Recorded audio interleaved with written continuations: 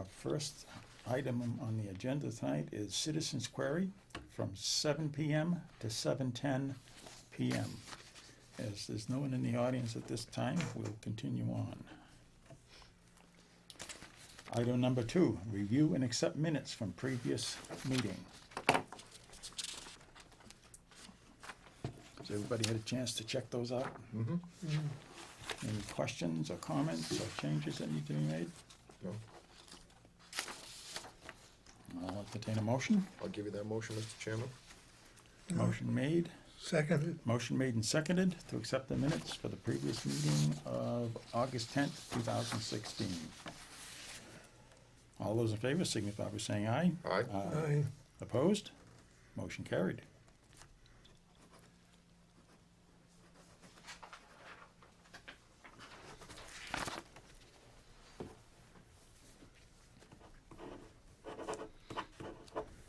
Thanks, Bob.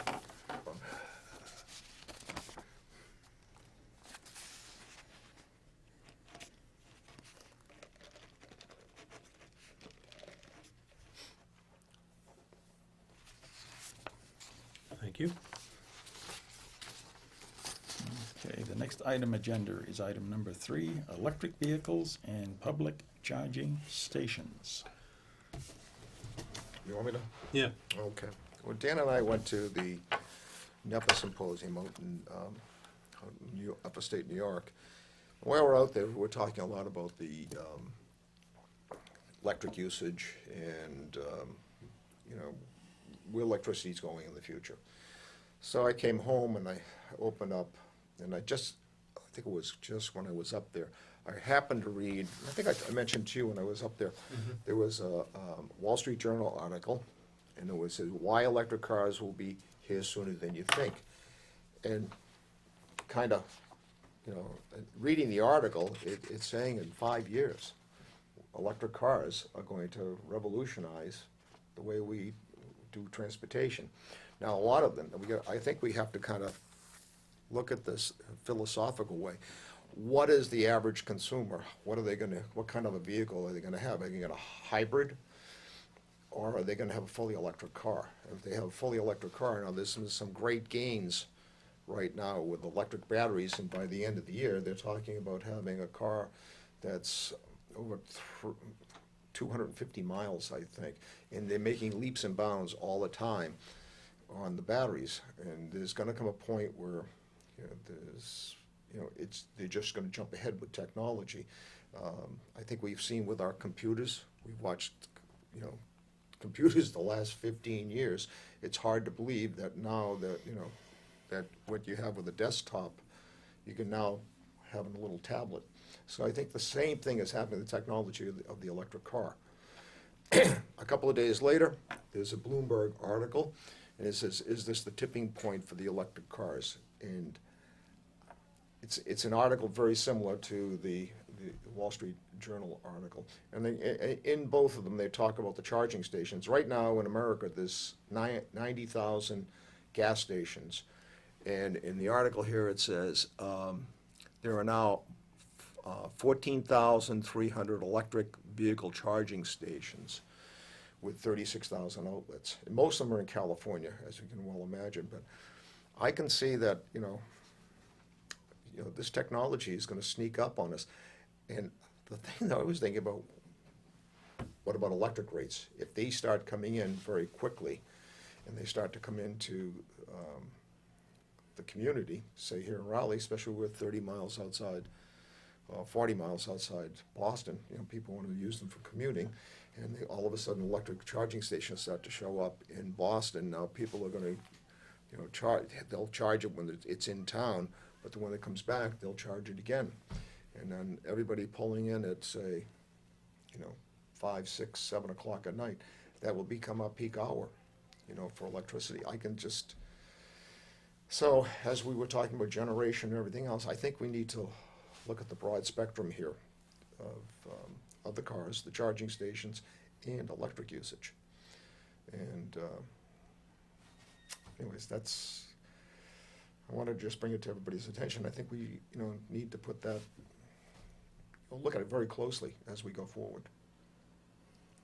there's been a lot of movement in different municipalities on how to handle charging stations, how to meter charging stations, how to cope with that inrush at that time when everybody's getting home from work.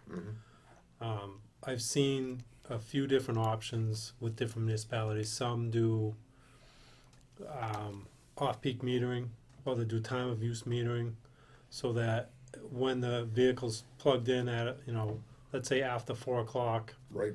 the vehicle will be plugged in, it'll be a different rate for the house at that time. And Bob will know, time of use metering used to be very popular Right. back in the 80s, the 70s and 80s, but it has since gone away. But I can see it, with this type of application coming back. Municipalities have actually instituted time of use rates, and that's a lot of it's just for that reason. Yeah, years ago, they used to use it particularly on air conditioning, hot water heating, Okay. those types of things. They would have a separate meter for it, and it would be a time of use. They would come in, and so when you wanted to do your laundry with the hot water, then it would be after the peak hour. So it would be, I'd hopefully push it onto off-peak stuff. And the same with air conditioning, if it was doing that type of thing too, they did the same thing with that, so. But in the articles, both said within 5 years, by 2021, we're going to see a tremendous amount of electric vehicles.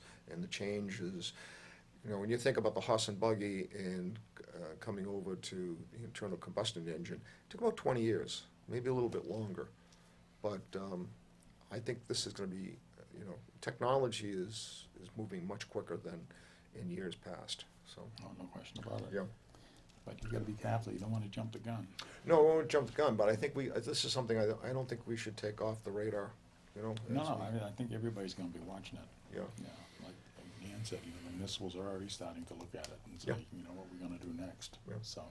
And then, then we have enough generation, and that's something we listen to, about gas and oil and coal and, from where Congress is going and everything else, and it was kind of, I don't know, I got kind of antsy in the stomach as I was listening to him, because the demand for electricity is gonna be even greater.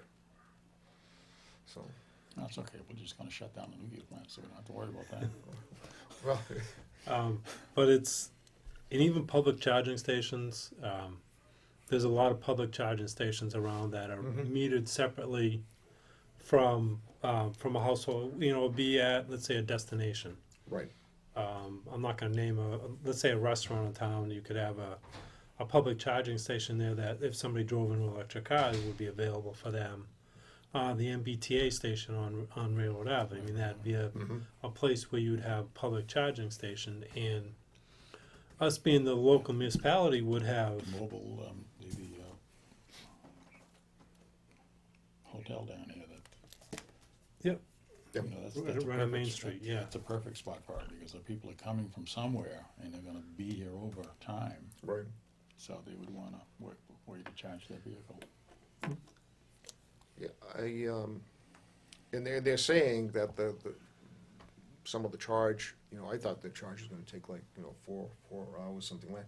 It's very quick charging. It's something like 45 minutes for a full charge. So you can see, and they were talking in one of the articles about grocery stores. You can see grocery stores in, a place like, well, and we're not gonna name names, but anyways, you would drive in to do your grocery shopping and, right into a meter and charge your vehicle, and it's an incentive for you to come into the store and, place for coffee in the morning. You can see these, charging stations proliferate. Well, it's like I was saying, the public charging stations would be metered probably on the pole, and the way it works is the actual charging station would have, let's say, like a credit card slot, similar to the pay for parking now that everybody has. Okay, So you would actually swipe a debit or credit card, and it would actually charge you, but we would get the revenue for that. From the company would manage the actual charging station, but we would get the revenue from the sales because nobody else can sell electricity within our territory, so we'd have to be the one that sells the Right, electricity, but there are companies that manage those charging stations. So it's definitely something I think we need to keep an eye on, and, you know, I can look at, I did do an email blast and ask for different people for different rates, so I do have some information handy for, time of use rates, things that municipalities have already done. So that's something we can, you know, we can either keep it on the agenda, or I can compile some more information, and whichever way you wanna go with that. And again, you know, we don't know what, you know, the philosophy of the driver is going to be, to buy a hybrid and for the long drive going cross-country or something like that. Yeah, Or, you know, maybe like a smart car for the second car around town, and just for do groceries and things like that. We, you know, I think, depends on the battery. yeah, I think we should focus more on the home charging stations first, because I think that's what we're gonna They're the see. ones that are gonna develop quickly. They're gonna develop very quickly, because if they want a charging station anywhere, it's gonna be at their home, Right. so they can park their car at night, plug it in, it's ready to go in the morning. So I think probably we should focus on that first, Sounds and good. then public ones could come after at the same time.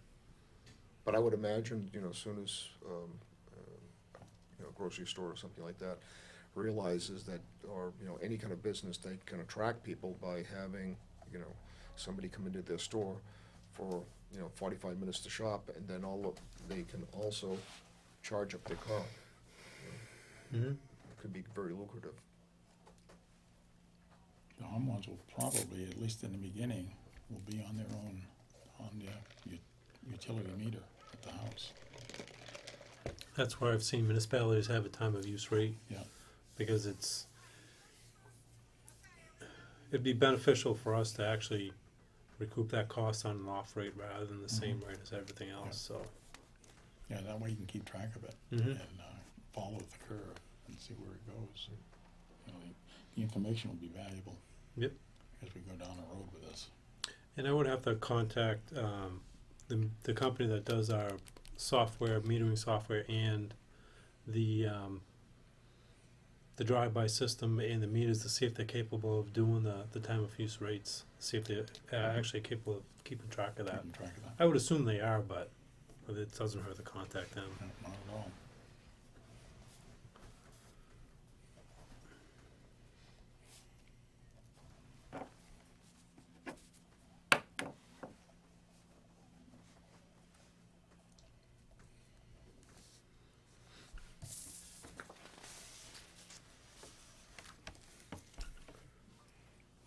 Okay, anything else? That's it. No, that's it, Bob. Okay, we can move on to the next agenda item, and it's an update on solar arrays. I wish I had some more information to share with you, but right now we're in the final stages of negotiating the purchase power agreement with Brightergy. They've picked a finance partner, and that finance partner is editing the PPA, and they just haven't got it back to us yet. Okay. So we're kind of waiting for that. They are still progressing. Brightergy, they've I believe Mark saw an excavator down on the property on Central Street just today. So they are moving forward still, but the PPA is kind of the final key, or the final part to the puzzle that, you know, we need to get that squared away before Final we. key to unlock the door. Yeah, very true. So I mean, that's kind of where we're at with that, and I'll keep the board updated on, you know, when the PPA is finally negotiated, ready to go, you know, and because Brightergy is working against a hard deadline, so they need to keep it moving. January 8th, yeah. Yeah. Yeah, that's when everything runs out. Okay.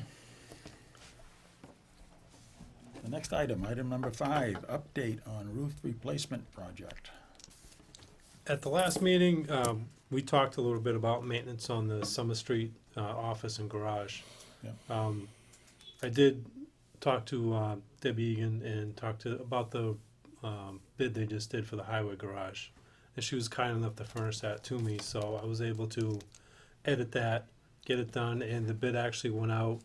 It will be advertised in the Central Register on the 21st. The bids are due October 7th. So the bids are out, they'll do October 7th, you know, and then, you know, we'll go from there, see who replies to the bids, and Okay, we'll go from there. sounds good. Yep. It was a very good document that she gave me, so it was, you know, nice to work with that already done, so I was able to get it out fairly quickly. Yeah, no, she does a good job. Okay. Item 6 is financial update as of June 30th, 2016.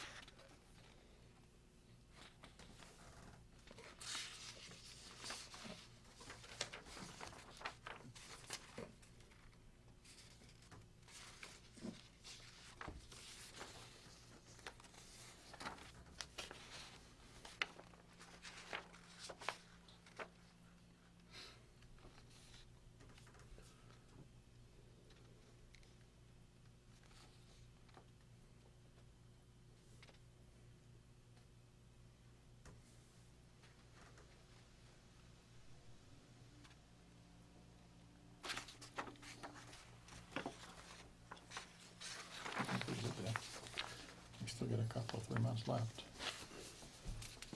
It's the numbers aren't shocking. And we are showing a loss currently at the end of June. Our biggest revenue months are July and August, so you won't see that reflected in this. In the next couple of months, you'll see probably a large uptake in the revenue over those 2 months. June is typically, I mean, it wasn't as, you know, it was warm, but it wasn't as hot as it sometimes is, so our revenue was down a little bit. Our rates have remained the same. I haven't adjusted the rates at all this year, so Good. I'm waiting to see how July comes around in August, and then, you know, we may have a PPA adjustment, but if anything, just a half a cent or so.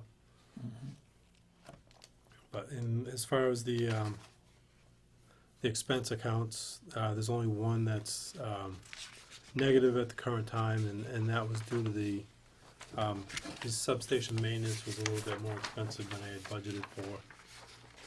We had a couple of issues that we had to deal with when he did the maintenance, so there was I don't want to get too technical, but basically the recloser was hanging up on the closed circuit, so that he had to grease all of the actuators because they just weren't, it wasn't closing like it should. Yeah. Sure. I mean, the guys would go up to the handle and try to close it, and it wouldn't close because the actuators were sticking. So he had to do some work with that, and there was a few other minor things that he had to do as well. Yeah. So it kind of ran over a little bit. That's why we do maintenance. That's exactly why. Also, there's a little bit of money in there as well for, we're doing a little project. We're having a record set of drawings done for the substation, because right now we have multiple sets of drawings that have been updated, pencils, pencil marks on it. Changes have been made, not actually recorded on a record set of drawings. So we're working on that currently to get an actual one set of record drawings showing everything that's within the substation and how it's wired and everything else. That way we have one set of drawings, because right now it's kind of a hodgepodge of stuff that we have down there right now. The that original drawings would have been on the table, and then as they made some changes, like you said, they get changed on the plan, on the drawing itself, but either penciled in, or a lot of times if we used red ink. But then they added the other transformer, so that was another set of plans that get dumped on top. Yep. So you want to kind of put all those on one set, if at all possible. That's what the project we're doing now, is getting those all on one set. That way we have one set of drawings to go by, and everybody in the future they know that was updated as of this date, and that's the final set of plans. So, but everything else on the expense account detail looks good. Looks for very this good. time of year. Yeah, for this time of year, it looks very good. All right, I'll hand out the capital budget and take a quick look at that.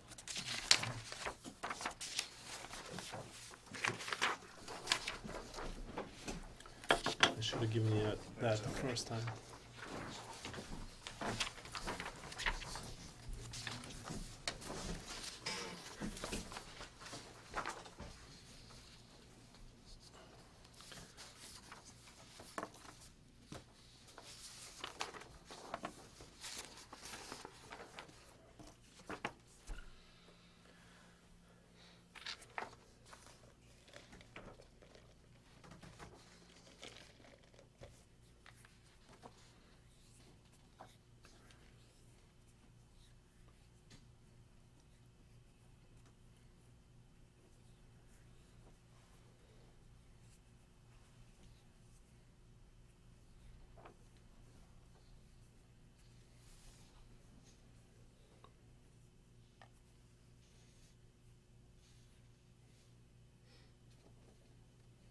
We have additional line transformers?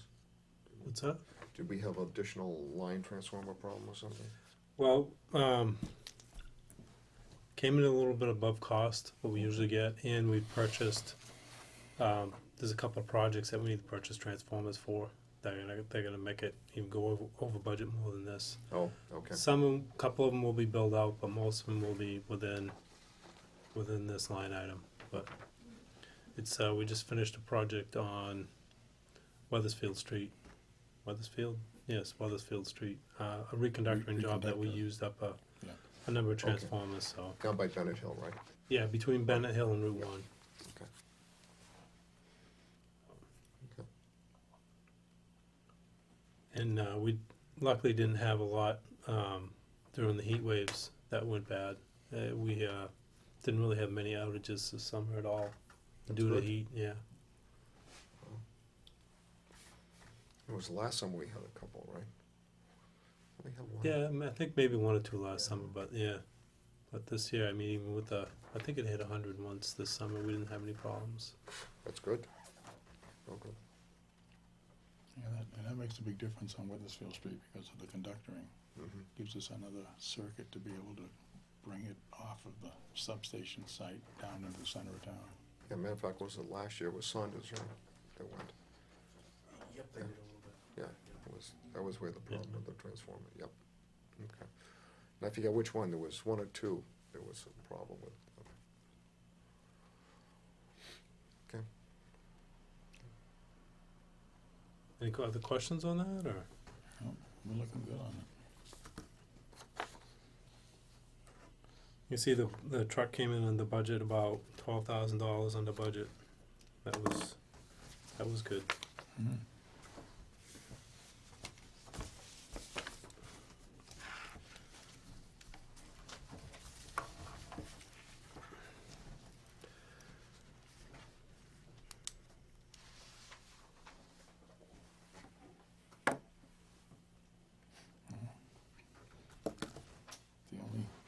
ones, and the very few that go the other way are things that we need to replace anyway, poles, towers, and fixtures, Yeah. line transformers. And that's part of the reliability section of the operation, Mm-hmm. so.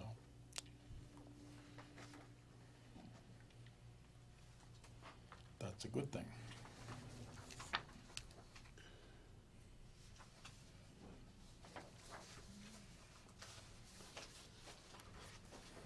Okay, is there anything else on the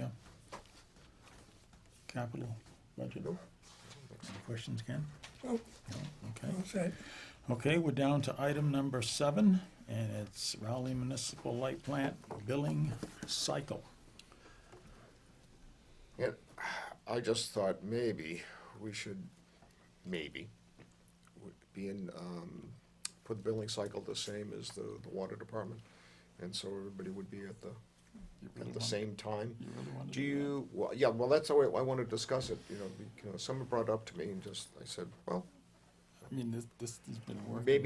maybe, people like to budget and like to have it offset, and, But I think everybody's used to it at this point. You oh, start- yeah, well, that's, oh, I'm just, Start juggling around, and it's gonna get kind of pushed out of Okay. alignment. I mean, Alright.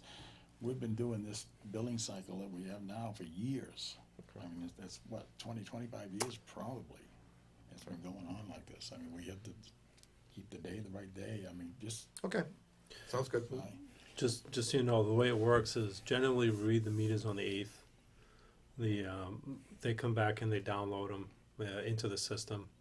The bills get printed around the 13th, 14th, mailed out probably the same day or the next day. Customers usually have them by the 15th, 16th of the month, and then the discount day or the early payment It's the end of the month. is, the 30th, 31st, the last day of the month. So. and that would create an issue, because the water department only gives you like, not even a Right. week to do it. We give them at least 2 It's weeks. right 15 days Yeah. generally. So Somebody asked me, they just wanted to, I said, oh, bring it up, that's all. Yeah, okay. I mean, as a former employee, I mean, I would be hesitant to interrupt it now unless there was really an issue that you needed to take care of. They were just thinking, their reasoning was that they get paid at the beginning of the month. They're retired, and they would But think. they don't have to pay the light bill till the end of the month, Yeah, I know, but so. it's taken care of. Okay. Okay. No problem. Brought it up. Okay, All right. all right, that looks like the end of the agenda. Is there anything else that you might wanna discuss with us, or that's not on the agenda, that we really can't make any nope, I don't have anything. decisions on, but if there's anything you might think that may be coming down the line or down the road or whatever. If not, Give me a motion to adjourn. motion Motion made to adjourn. I second it. Okay, motion made and seconded to adjourn. All those in favor signify by saying aye. Aye. Aye. Opposed? Motion carried. We are adjourned at 7:00.